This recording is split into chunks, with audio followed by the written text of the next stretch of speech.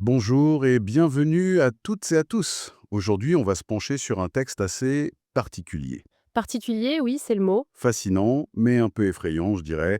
L'art d'avoir toujours raison d'Arthur Schopenhauer. Voilà, On a devant nous des extraits de ce petit manuel de combat intellectuel écrit vers 1830. c'est ça. Et l'idée ici, c'est vraiment de décortiquer les techniques, pas toujours très honnêtes, que les gens peuvent utiliser pour gagner un débat. Pas pour trouver la vérité, hein. Non, non, juste pour gagner, pour avoir le dernier mot. On est vraiment dans l'escrime intellectuel. C'est exactement ça. Schopenhauer, il part d'un constat assez sombre sur la nature humaine. Pour lui, notre vanité est tellement forte que dès que quelqu'un nous contredit, Notre premier réflexe, c'est quoi? c'est pas de vérifier notre propre raisonnement, c'est de supposer que l'autre a tort, tout de suite. Ah oui, d'accord. Et à partir de là, le débat n'est plus une recherche de vérité, c'est une bataille pour sauver la face. Du coup, il dresse un catalogue de ce qu'il appelle des stratagèmes. Des techniques pour sortir vainqueur, quoi. Exactement. Pour commencer, il fait une distinction qui est fondamentale, je pense, pour tout comprendre. Entre la logique et la dialectique. Oui, pour lui, la logique, c'est, on va dire, la science des lois de la pensée. C'est le chemin vers la vérité objective, mais quand on est seul. C'est à penser pure, sans contradiction. Voilà. Et dès qu'on est deux et qu'il y a un désaccord, on quitte la logique. Et on entre dans l'arène. On entre dans ce qu'il appelle la dialectique éristique. Le mot éristique vient du grec, ça veut dire querelleur. D'accord. Le but, ce n'est plus du tout de savoir si ce qu'on dit est vrai. Le but, c'est de le faire valider par l'autre et par le public. Par n'importe quel moyen. Par tous les moyens, per face et néfaste, comme il dit, par des moyens loyaux ou déloyaux. Et tout ça, ça vient de notre vanité innée, comme il l'appelle. C'est fou de se dire que même si on réalise qu'on a tort en plein milieu d'une discussion, L'orgueil prend le dessus. on continue, on s'accroche à une thèse qu'on sait fausse juste pour ne pas perdre la face. On l'a tous vécu ce moment, hein. On se dit, mince, j'ai tort, mais on continue quand même à se battre, en espérant qu'un argument va nous sauver plus tard. C'est une sorte de mauvaise foi presque inévitable alors. C'est ça. Il dit que la faiblesse de notre intelligence s'allie à la perversité de notre volonté. L'intérêt pour la vérité, qui était peut-être là au début, il disparaît. Et il est remplacé par quoi? Par l'intérêt de la vanité. C'est pour ça qu'il a écrit ce manuel. Pas pour qu'on utilise ses stratagèmes. Mais pour qu'on apprenne à s'en défendre. Exactement. C'est un manuel d'autodéfense intellectuelle. D'accord, le décor est planté. C'est sombre, mais c'est terriblement réaliste. Alors, comment on fait? Il liste 38 stratagèmes. On ne va pas tous les voir, bien sûr. Non, ce serait un peu long. Mais on en a choisi quelques-uns. Commençons par le premier, qui est une base, je crois, l'extension. Oui, l'extension. Alors c'est l'art d'élargir la thèse de l'adversaire, on la sort de ses limites, on la généralise à l'extrême. Pour la rendre plus facile à attaquer, Voilà. Plus une affirmation est générale, plus elle a de failles potentielles. il donne un exemple qui est excellent. Une personne affirme: les Anglais sont la première nation en matière de dramaturgie. Et là, l'adversaire va étendre le propos. Il va répondre quelque chose comme «Ah oui, mais en musique, ils sont nuls, et donc leurs opéras sont mauvais». Sauf que la musique, ça ne fait pas partie de la dramaturgie au sens strict. Non, la dramaturgie, c'est la tragédie et la comédie. L'adversaire a volontairement élargi dramaturgie à toutes les formes de spectacle pour y trouver une faiblesse qui n'existait pas. C'est subtil et redoutable. On voit ça tout le temps, en politique notamment, quand on sort une petite phrase de son contexte. Absolument, c'est un classique. Mais bon, après ces techniques de déformation, il y a des choses plus psychologiques, qui visent la personne. Ah, comme le stratagème numéro 8, mettre l'adversaire en colère. Celui-là. On le connaît bien. Oui, parce que la colère, ça voile le jugement. Schopenhauer dit que si on arrive à irriter son interlocuteur par de l'insolence, une injustice, Il perd sa capacité à raisonner correctement. c'est ça. Il est tellement obnubilé par l'offense qu'il n'est plus capable de défendre sa position. Il fait des erreurs. C'est la stratégie de base du troll sur Internet aujourd'hui, en fait. Provoquer pour faire dérailler complètement la discussion. C'est exactement ça. Mais il y a des manières plus subtiles de faire perdre ses moyens à l'autre. Par exemple, avec le simple choix des mots. Le stratagème 12, choisir des métaphores favorables. Celui-là, il est omniprésent. L'idée, c'est que les mots ne sont jamais neutres, c'est ça? Jamais on peut décrire la même chose avec des termes qui déjà portent un jugement. Si un adversaire propose un changement, on va l'appeler une innovation si on est pour. Un mot positif. Oui, mais si on est contre, on va parler de bouleversement, ou si on défend l'ordre établi, on parle de tradition, mais l'adversaire parlera de préjugés désuets. C'est une façon de poser sa conclusion dès le début, rien que par le vocabulaire. Tout à fait. Un partisan parlera de piété, un adversaire de bigoterie. La police va parler de mise en détention provisoire. Et un opposant de mettre sous les verrous. Voilà, on oriente le jugement avant même d'avoir commencé à argumenter.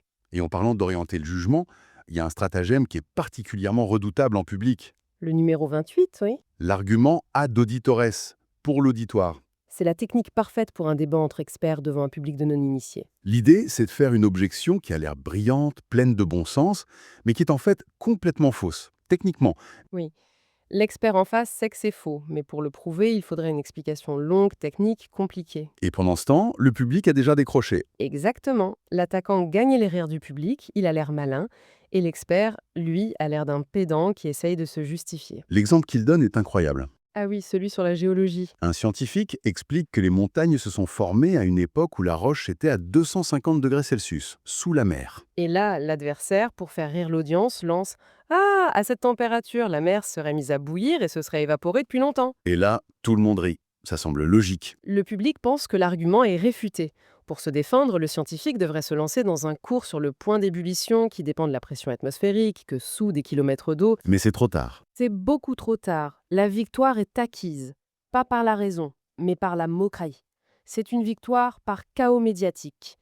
Et bien sûr, il y a l'incontournable, l'argument d'autorité, le stratagème 30. Oui, mais Schopenhauer s'intéresse moins à l'appel à l'expert qu'à une autre forme d'autorité qui est beaucoup plus insidieuse. L'opinion générale. Le fameux « tout le monde le dit, donc c'est vrai ». Et il démonte ce mécanisme avec une férocité incroyable. Il dit que ce qu'on appelle l'opinion générale, c'est en fait l'opinion de 2 ou 3 personnes, au départ. D'accord. Et ensuite, d'autres, par paresse, se sont mis à les croire au lieu de réfléchir par eux-mêmes. Le troupeau commence à se former. Le troupeau se forme, oui. Le nombre de suiveurs grandit. Et à un moment, y adhérer devient une sorte de devoir moral. Pour ne pas passer pour un original à un contestateur. C'est ça. Et à ce stade, dit-il, les quelques personnes qui pourraient encore douter, elles se taisent. Et ceux qui parlent le plus fort, ce sont ceux qui sont juste l'écho des autres. C'est une vision très sombre de la formation des opinions collectives. Il a cette phrase terrible « Il est plus facile de mourir que de réfléchir C'est d'un cynisme absolu, mais ça explique tellement de choses. Bon, et alors, que se passe-t-il quand tout ça, ça a échoué? Quand on sent que l'adversaire est meilleur et qu'on va perdre? ». C'est là qu'on sort l'arme ultime, le dernier stratagème. L'attaque. On abandonne complètement le sujet du débat et on attaque la personne. L'argumentum ad personam. On devient personnel, insultant, malpoli. C'est la fuite en avant. On quitte le terrain des idées pour celui de la personne. Et Schopenhauer le note bien. Cette technique est très populaire. Pourquoi? Parce que tout le monde peut l'appliquer. Il ne faut aucune compétence pour être grossier. Et pourquoi ça nous touche autant, une attaque personnelle? Parce que, explique-t-il, en citant Hobbes, la défaite intellectuelle est une blessure narcissique très profonde. Toute notre satisfaction d'esprit vient du fait de pouvoir se comparer favorablement aux autres. Notre vanité. Notre vanité est notre point le plus sensible. Se faire prouver qu'on a tort, c'est une attaque directe contre notre sentiment de supériorité. C'est pour ça que la défaite pousse à la méchanceté. D'accord. Alors, la grande question, comment on réagit face à ça? Schopenhauer conseille le sang-froid, ce qui est plus facile à dire qu'à faire. J'imagine. La parade, dit-il, c'est de répondre très calmement. Ceci n'a rien à voir avec le sujet et de revenir tout de suite à l'argumentation, de continuer à prouver à l'autre qu'il a tort en ignorant ses insultes. Il cite Thémistocle. Frappe, mais écoute. Exactement. C'est admirable, mais ça demande une force de caractère incroyable. C'est très difficile. Le simple fait de prouver à quelqu'un qu'il a tort, même poliment, ça l'irrite déjà plus que tout. Bon, alors au final, qu'est-ce qu'on retient de tout ça? On a un peu l'impression d'avoir lu le manuel du parfait manipulateur. Mais ce n'est pas son but. Ce n'est pas une leçon de morale, c'est un constat. Il nous dit « voilà comment les humains débattent ». C'est souvent une arène, pas un salon de philosophie. Et donc, connaître ces stratagèmes, c'est... C'est un outil de défense. C'est pour pouvoir repérer quand quelqu'un essaie de vous manipuler, de déformer vos propos, de vous énerver. C'est pour ne pas tomber dans le panneau. C'est apprendre le code de la route, en somme. Pas pour provoquer des accidents, mais pour les éviter. C'est une excellente image, oui. Et ça nous amène à la pensée finale du livre, qui est peut-être la plus importante. Après avoir listé toutes ces techniques de combat, il se demande au fond, avec qui est-ce que ça vaut la peine de débattre ? Et j'imagine que sa réponse est assez restrictive. Très restrictive. Il dit qu'il ne faut débattre qu'avec des gens qu'on estime, des gens qu'on sait assez intelligents, pour ne pas dire d'absurdité, Des gens qui font appel à la raison, pas à l'autorité. et surtout des gens qui sont capables de reconnaître qu'ils ont tort quand la vérité est dans le camp adverse. Ce qui est rare. C'est très rare. Et sa conclusion est sans appel. Laquelle? Sur son personne, il y en a à peine une qui mérite qu'on débatte avec elle. Ah oui, quand même. Pour les 99 autres, il faut se souvenir de la phrase de Voltaire: «La paix vaut encore mieux que la vérité». Autrement dit, parfois il vaut mieux se taire. Parfois, le silence est préférable à une controverse stérile qui va juste mal se terminer. C'est une invitation à choisir ses batailles en fait. Et ça nous laisse avec une dernière idée à méditer.